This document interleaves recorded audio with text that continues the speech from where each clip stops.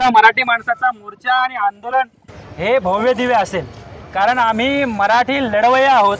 फक्त आम्ही सहिष्णू असल्यामुळे हे जे बाहेरून येऊन इकडे दादागिरी करतायत आणि आमच्या पोलीस प्रशासनाला वेठीस धरतायत, दबावगट निर्माण करतायत आणि मोर्चाला कुठलीही परवानगी नसताना देखील आमच्या पोलीस बांधवांनी त्या घटनाचा संबंधित विषयावरती दखल घेऊन गुन्हा देखील नोंद केला असताना एक कुठेतरी बाहेरून येऊन या मराठी माणसावर कुरघोडी करण्याचा प्रयत्न आणि मुंबई पोलीस किंवा महाराष्ट्र पोलिसांना बदनाम करायचा प्रयत्न की महाराष्ट्र पोलीस आमच्यावरती आम्हाला सहकार्य करत नाही असं म्हणून एक मोर्चा काढायचा, त्या विरोधात आम्ही आज माननीय पोलीस उपायुक्तांना भेटायला आलेलो आहोत आणि एक निवेदन द्यायला आलो आहोत की जर अशा प्रकारे जर शहराचं वातावरण जर कोणी बिघडत असेल तर मराठी माणूस अजिबात सहन करणार नाही आणि याच्या पुढे भव्य दिव्य स्वरूपात बहुसंख्येने मोर्चे देखील निघतील आणि जशास तसं उत्तर दिलं जाईल। म्हणून आज मराठी एकीकरण समितीच्या माध्यमातून सर्व पक्षीय या ठिकाणी माझे बांधव आणि सर्व मराठी संस्था मराठी या ठिकाणी बांधव जमलेले आहेत। आज महाराष्ट्रामध्ये हजारो किलोमीटर तुम्ही किलोमीटरहून यायचं आणि सांगायचं आम्ही मराठी भाषा बोलणार नाही, आम्ही मराठी भाषा बोलणार नाही, वाटेल तर आम्ही दुकानं बंद करू आणि मोर्चा काढू, पण मराठी भाषा बोलणार नाही।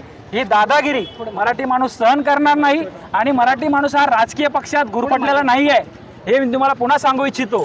मराठी माणूस हा फक्त सहिष्णुता दाखवतोय आणि सहन करतोय, म्हणून हे माजलेले लोक आमच्याच व्यवस्थेला त्रास देत आहेत, आंदोलन करतायत, त्या आंदोलनामध्ये मराठीच्या विरोधात घोषणा देत आहेत आणि कुठेतरी सोशल माध्यमावरती ते मोर्चाचे व्हिडिओ टाकून त्याला तलवारे निकालेंगे काटेंगे अशा ज्या गाणे लावून समाजामध्ये तेढ निर्माण करतायत, त्याच्या विरुद्ध माननीय पोलीस उपायुक्तांना आम्ही आज भेटणार आहोत आणि संबंधित लोकांवरती कारवाई करण्याची विनंती करणार आहोत। आज संजय निरुपम यांनी पोलीस स्टेशनला जाऊन असं सांगितलं की जास्तीत जास्त कारवाई त्यांच्यावरती व्हायला पाहिजे, त्या संदर्भात काय सांगा?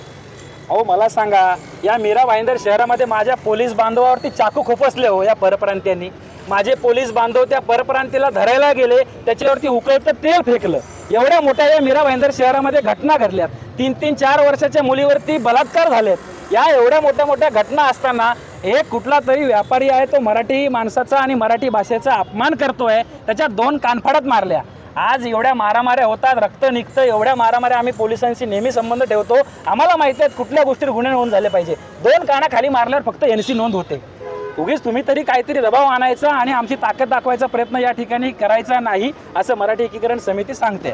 आपल्या सोबत मनसेचे संदीप राणे सुद्धा आहेत, त्यांना माझा असा प्रश्न आहे, साहेब आज एकनाथ शिंदे हे पुण्याला होते आणि पुण्याला त्यांनी भाषण केल्यानंतर तेव्हा त्याचा एंड केला, तेव्हा त्यांनी जय हिंद जय महाराष्ट्र आणि जय गुजरात असं त्यांनी घोषणा दिली, काय सांगा? शोकांतिक आहे। मला वाटतं हे मराठी आमदार खासदार जेवढे जे सभागृह